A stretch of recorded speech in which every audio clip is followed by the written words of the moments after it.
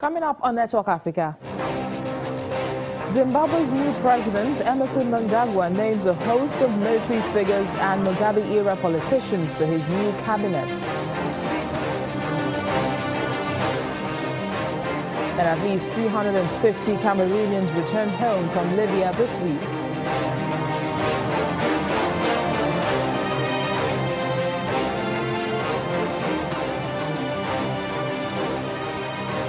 And later, Nigerian pyrography artist uses burn marks to create artworks.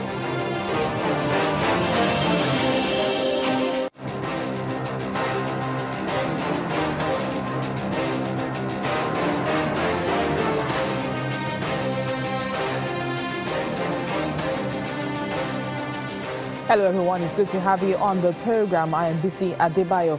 Zimbabwe's new president, Emmerson Mnangagwa, has delivered to some extent on a lean cabinet, reducing it from 26 to 22 and whittling away deputy ministers to 6. But it's the composition that has drawn some criticism for including 2 military figures in top posts.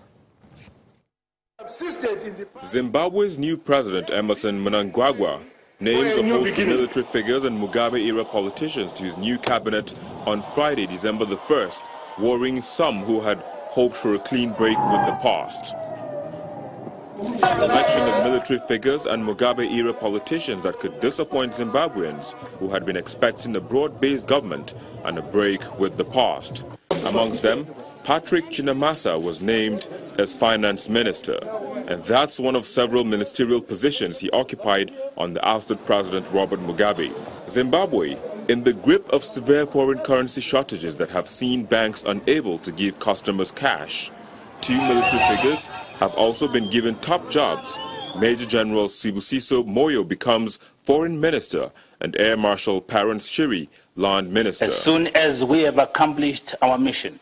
Moyo was the military spokesman who went on television to confirm that the military had taken power last month. Shiri was in charge of the North Korean trained 5th Brigade when in 1983 it carried out the so-called Gukurahundi massacres in Matabeleland. An estimated 20,000 people were killed in that crackdown on Mugabe's opponents. Mnangagwa himself was in charge of internal security at that time, but has denied any part in the atrocities. Nevertheless, there will be speculation whether this new government represents the much hoped-for change or more. Joining us to speak on this is a Zimbabwean journalist, Nigel Myantumumbu. Well, he joins us from Harare. Thanks for your time, Nigel. Well, we see that things have started to take shape in Zimbabwe, but is it really a new cabinet? Because from what we see, it feels like the same old wine in new skin. Well, I think what we are saying now is very telling. It's quite telling insofar as who really now is in charge of the country.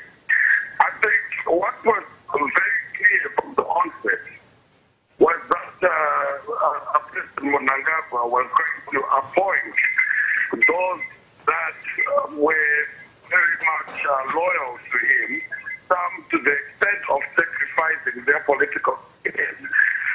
I think the cabinet today really shows where the wind will be going. There is an entrenchment of military rule, which, well, for better or for worse, has been the Nigel, I believe you've interacted with 1 or 2 people since he made these announcements, but how are the Zimbabweans reacting to these appointments? Well, quite a number of them.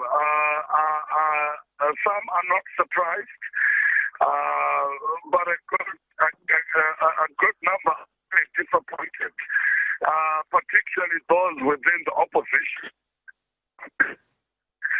In the solidarity march with the military and the war veterans, on the premise that President Mnangagwa was going to be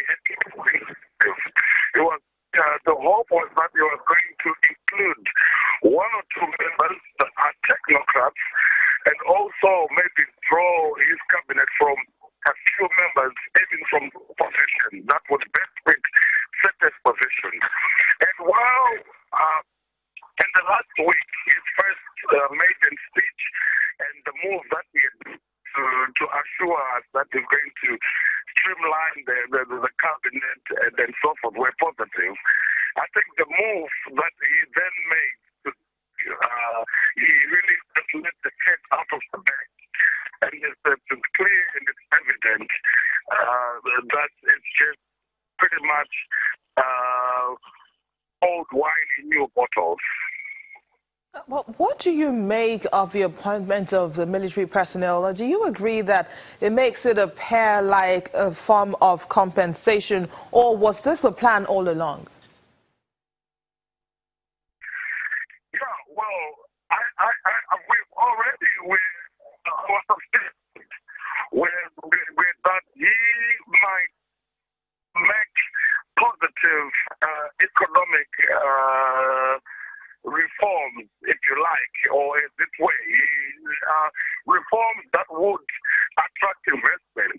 Like, for instance, as you mentioned, that compensation to the white farmers, which is something that has been a bone of contention in Zimbabwe for a while.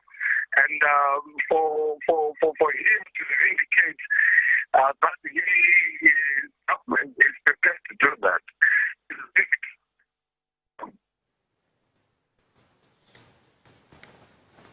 trying to restore relations with the West. He's trying to get the country off the sanctions, and then he's basically trying to revive and attract investment for the country's industries.